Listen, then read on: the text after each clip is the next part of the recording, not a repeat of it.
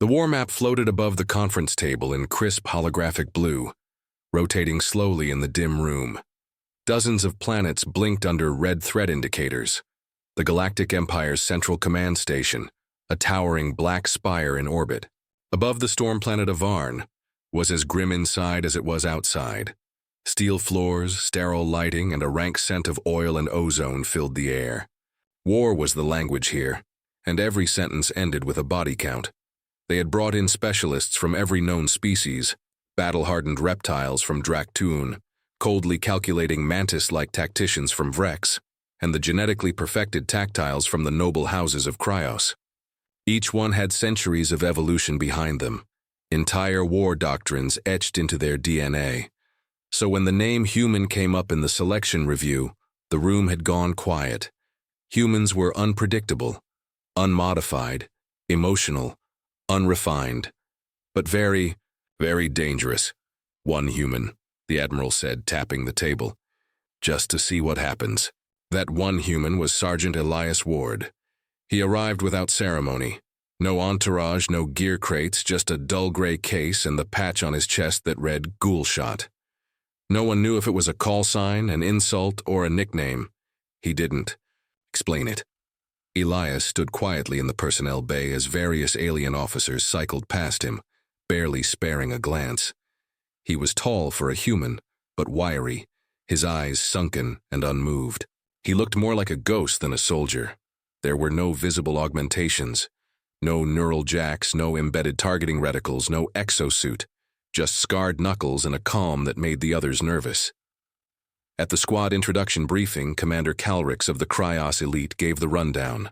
10 operatives from 5 species, each one elite in their own discipline.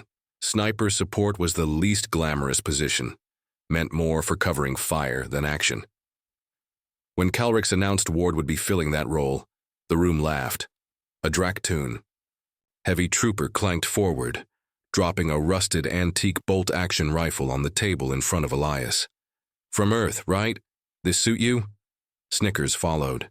Elias picked up the rifle, checked the bolt, then the scope. It clicked once. In his hands, sharp and practiced. It'll do, he said, his voice flat. They thought he was joking. He was not. Calrix assigned their first mission 2 hours later. Operation Glassroot. The target was a rebel cell holed up on a jungle moon choked with sulfuric vapors and acidic The mission required stealth, high-ground recon, and precision elimination of the leadership before a full-scale orbital strike. As Calrix reviewed the drop site and formation, Elias interrupted once. "What's the elevation map of this quadrant?" Calrix raised a brow. "Why?" "I'll need a perch." The Draktoon chuckled again. "Sure. Just make sure the bugs don't chew through your boots, human." When the dropship landed, the squad fanned out into the thick yellow mist of the jungle. Visibility was limited to 20 meters. The sulfur scorched their lungs even with filters. In the distance, the alien wildlife shrieked. Elias had already vanished into the tree line. The Vrex recon officer muttered, "He won't last an hour out there." Calrix didn't look away from the map. He doesn't need to. 2 hours later, the first shot echoed across the jungle, sharp, thunderous, and unmistakably old school. A moment later, a rebel spotter on a watchtower dropped cleanly from his post, a fist-sized hole through his visor. The squad froze. Where the hell did that come from? The mantis clicked. A second shot, 5 minutes later, another confirmed kill. Then another, then 4 in succession. By nightfall, the squad advanced nearly unchallenged. Enemy movement was erratic, frightened. It became clear that their command structure was collapsing, not from frontal assault, but from surgical, invisible removals.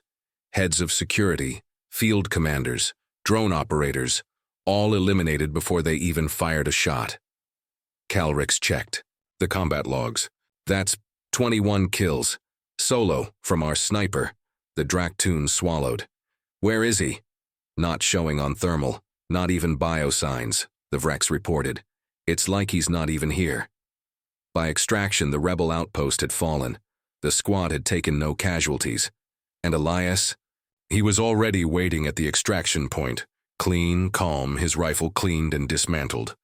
His armor didn't have a scratch. "Good position," he said simply as Calrix approached. Calrix stared at him. "How many?" Elias shrugged. "Didn't count." The tally confirmed 61 confirmed kills, all single shots, all non-recoverable. Later that evening in the Empire's post-mission briefing room, Calrix wrote in his personal log, "Subject, Sergeant Elias Ward, behavioral deviation. Combat proficiency, anomalous, recommend monitoring." None of the squad laughed anymore. The air on the jungle moon was thick with acidic humidity, burning lightly against the exposed skin of those foolish enough to go without their seal armor engaged. The alien squad trudged carefully through dense brush, their movements practiced, but tense. They were elite, the best of their species, warriors bred or trained for centuries of galactic conquest. And yet today there was an unfamiliar factor among them. They advanced quietly through bioluminescent vines and towering fungal trees, eyes scanning for movement. Then came the sound. One clean crack, distant but sharp enough to pierce through, the jungle din. The squad froze. Moments later, a transmission buzzed through. Confirmation from orbital overwatch. Their target, the rebel commander, was dead. Headshot. No alarms raised, no response teams mobilized. Just gone. None of them had seen where the shot came from. Over the next few hours, they moved forward as planned, but something was wrong. They encountered no resistance. At every waypoint, they found fresh corpses. Rebels shot through the head, neck, or chest. Always one bullet, always clean. Some were positioned in lookout nests, others behind shielded walls that should have, protected them. A few lay slumped behind cover, helmets shattered by impossible angles. One alien, a Tharnax heavy gunner, scanned the canopy above. "Where the hell is the human?" There were no signs, no muzzle flash, no scent, no footprints. Drones dispatched to triangulate sniper fire came back with nothing but jungle noise. Every few minutes another shot rang out in the far distance. Each one meant another confirmed kill. 27 in total by midday. By then, the squad had stopped joking about the human. Whispers started spreading within their tight comm channels. A reptiloid tech officer named Sketh ran predictive scans trying to trace Elias's firing line. The model couldn't make sense of the trajectory. "It's like he's folding the jungle around himself," he muttered. One insectoid scout, still bleeding from a scratch, laughed nervously. Is he even alive or just vengeance in a suit? The mission had been meant to be a standard strike and clear. The squad had trained for this for weeks, running sims and calculating rebel movement patterns. But what was unfolding now was less of an operation and more of an execution. Elias Ward was thinning the ranks ahead of them with clinical precision. It wasn't just that he was accurate, it was that he made the squad obsolete. As they regrouped near the extraction point, one of them finally asked the question no one wanted. To voice aloud, "Why is he really here?" Far above them, in a file buried behind 6 layers of Imperial encryption, lay the truth. Years ago, on a mining colony near the edge of Imperial Reach, pirates funded by local governors raided an Earth settlement. It was supposed to be a containment operation, keep the humans compliant, remove any dissent. Elias Ward, then, a corporal in Earth's recon force, was stationed there with his unit. The order to evacuate came late, too late. His team was abandoned by their commanding officer. Imperial protocol marked the colony as expendable. When the smoke cleared, Elias was the only one left. His family was among the dead. There were no medals, no rescue, just silence. And a camera feed of the governor smiling as mercenaries set homes ablaze. For a while, Elias disappeared. Rumors among Earth Command whispered of a rogue unit in the wastelands, executing pirate leaders and broadcasting their names. Eventually, he resurfaced. Not with protest, not with rage, just with a clean uniform, a cold stare, and a sniper rifle he never gave back. Back on the jungle moon, the squad finally arrived at the extraction site. The evac dropship had barely touched the mossy ground before they saw him, Elias sitting on a stone outcropping, cleaning his weapon. He didn't look at them, didn't speak.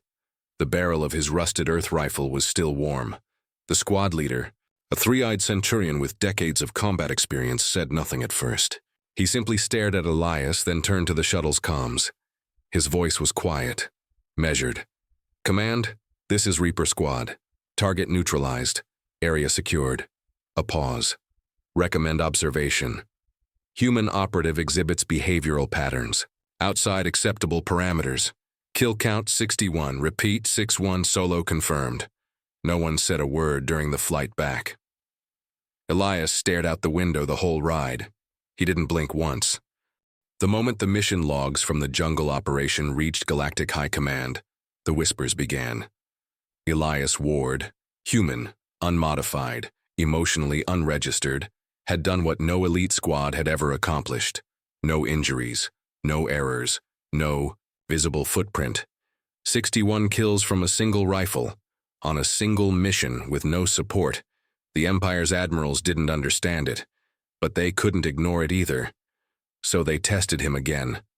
Elias was reassigned without fanfare to Black Ops, Deep Recon, high-risk assassination, no extraction plans, just coordinates and a target.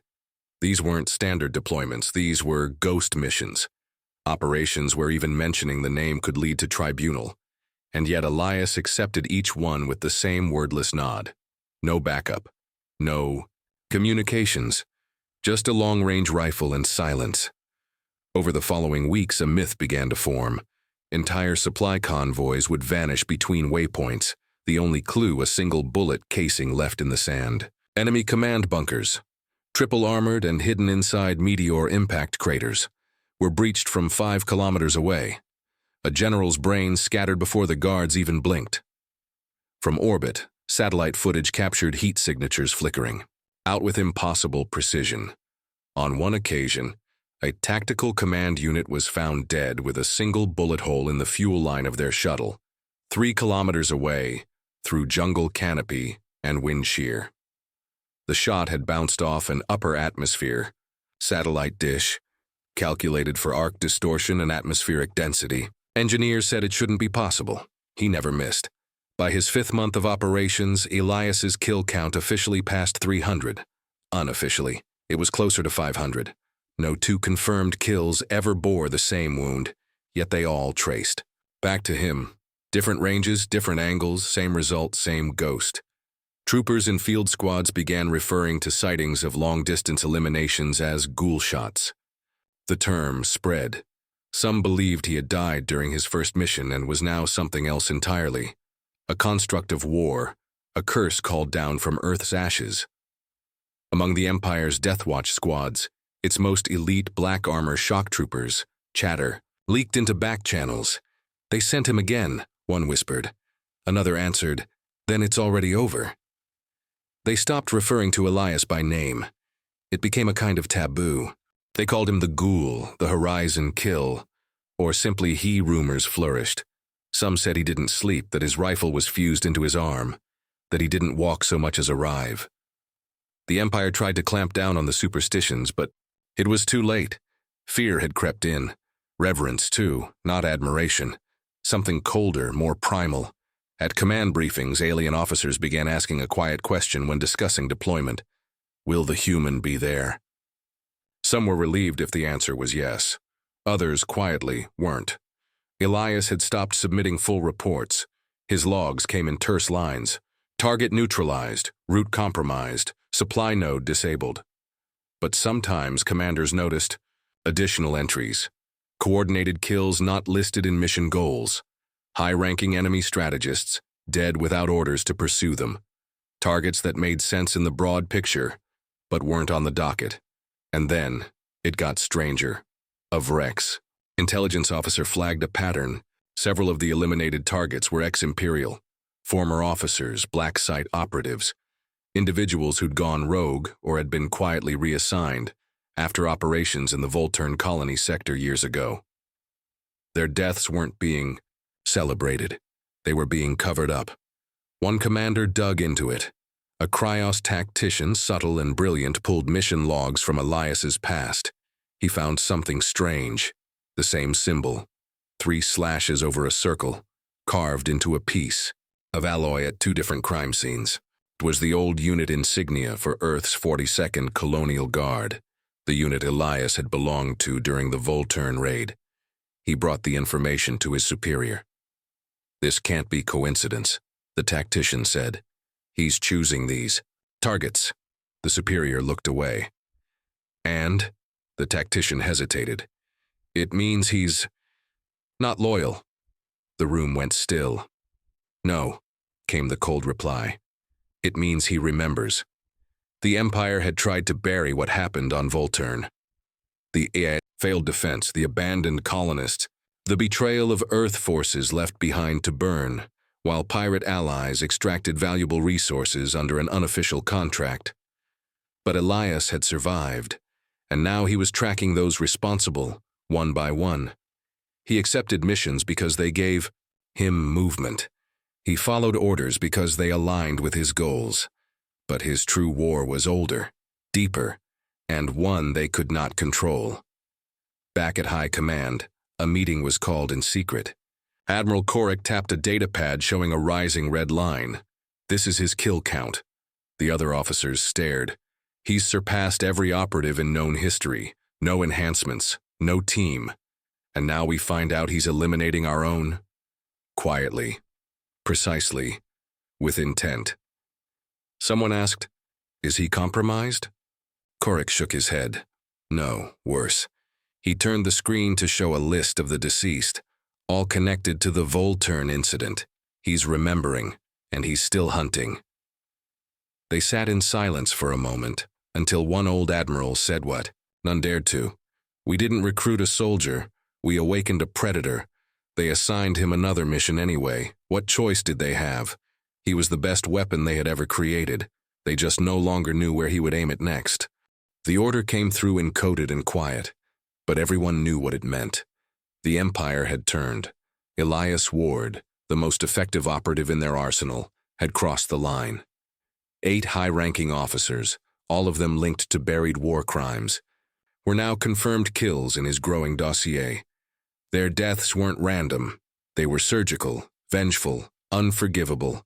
High Command marked him rogue. The message went out across every elite battalion, Black Ops squad, and orbital hunter fleet. Elias Ward is no longer an asset. He is a target. In sealed chambers, they whispered of a predator set loose within their own machine. Every tracker, scanner, and drone that had once monitored enemy territory now swept for a human heartbeat hidden in static. They knew better than to underestimate him, but they didn't understand the scale of what they were dealing with. Not yet. The Death Watch squads were deployed first. Former comrades, ones who had marched beside Elias in jungle moons, acid storms, cratered hellscapes.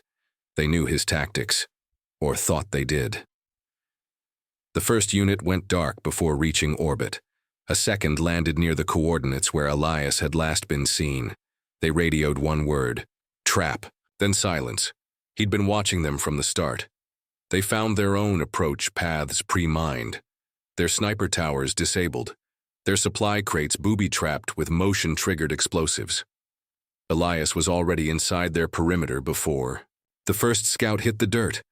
One elite alien sniper, a Varelian with 6 eyes and reaction time enhanced by neural grafts, screamed over the comms, "He shot me through 6 walls. 6! I didn't even know I was exposed." Another trooper, crawling for shelter, found his entire squad dead. 1 bullet each. Chests burst open, eyes frozen in surprise. They said Elias had used a single rock to ricochet a shot into 3 of them mid-run. 3 bullets. 1 left in the chamber. He didn't need more. And then came the last name on his list, Admiral Surin of the 7th Imperial Corps, architect of the Volturn abandonment, decorated tactician, unrepentant butcher. He was stationed aboard the Gravewake, a Fortress-class dreadnought orbiting the icy moon of Ket. Its shields always active, bristling with anti-personnel turrets and cloaked drone clouds. No one could get close. No one should have even tried. But the Admiral woke up one morning to find a single word scratched into the mirror above his command basin. Soon. Elias had already chosen his perch. He was on an asteroid, a drifting, frozen, half-metal hunk of rock looping erratically through the system's outer rim. The math to time a shot across that distance, 87 kilometers, should have been impossible. The atmospheric dispersion, the shield harmonics, the gravitational wobble, any single factor would throw off a perfect shot. But Elias had already done the math. He adjusted his scope, took a breath and fired once. The round passed through the void, bent by subtle magnetic shears, skipped through the upper edge of the dreadnought's shielding where its field momentarily phased during rotation, and cracked through the viewport into Admiral Saran's command dome. It shattered glass. Then visor, then skull. The Admiral was dead before the echo reached the hull. Kill count 714. The alarms went off across the Empire. They scrambled everything. Hunters, interceptors, warlocks, black code viruses. They swarmed the rock. But Elias was already gone. Only a melted rifle remained, melted clean by the asteroid's solar exposure after he'd set it in place. Next to it, scorched into the metal by a plasma knife, was a final message. This is for Earth. After that, no one ever saw. Again, the Empire issued a silent ban on human snipers. Officially, they never admitted why. The archives show only vague protocol changes. Unofficially, recruits whisper the name Ghoul of Gravity Wells. Some say he still watches every Imperial campaign from far-off ridges, his eye never missing a shot. Others claim his scope was turned toward even darker targets beyond the Empire. As for humanity, they said nothing, not publicly, but behind closed channels, in deep bunkers on old, dusty planets. They watched the kill count rise with cold, bitter pride.